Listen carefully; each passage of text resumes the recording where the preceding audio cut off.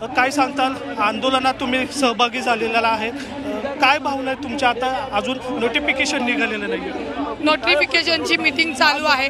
खरं तर आयोगाने कालच हे निर्णय घ्यायला पाहिजे होता, परंतु विद्यार्थ्यांचा अशा पद्धतीने रस्त्यावर आणणारा आयोग जर काम करणार असेल तर आम्ही सरकारमध्ये असलो तरी आयोगाच्या विरोधात आम्ही इथे विद्यार्थ्यांच्या पाठीशी उभे आहोत।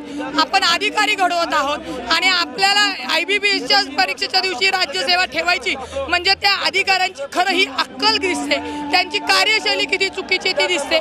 हे आम्ही सरकारला सांगितलेलं आहे। जेव्हा आयोग चुकीचं काम करतो तर तेव्हा सरकारलाच बोललं जातं, त्यांना रिस्पॉन्सिबल धरलं जातं। म्हणून सरकारला आम्ही विनंती केलेली आहे की आम्ही जरी सरकारमध्ये तुमच्यासोबत असलो तरी सुद्धा तुम्ही आयोगावर त्वरित कारवाई केली पाहिजे। सक्षम अधिकारी आता मार्गी लागणं गरजेचं आहे। 25 तारखेची परीक्षा ही पुढे ढकलणे आणि येणाऱ्या 2 महिन्यात 258 शेतीची कृषीची जी काय भरती ते परीक्षा घेणे हा एकच मार्ग आयोगाकडे आहे। तुम्ही तुमच्या पक्षश्रेष्ठींकडे ही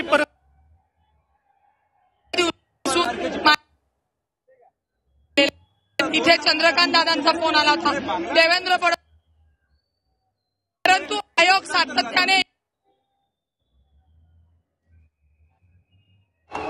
आणि पुण्यामधून आपण या प्रतिक्रिया बघत होतो। रुपाली ठोंबरे बोलत होत्या।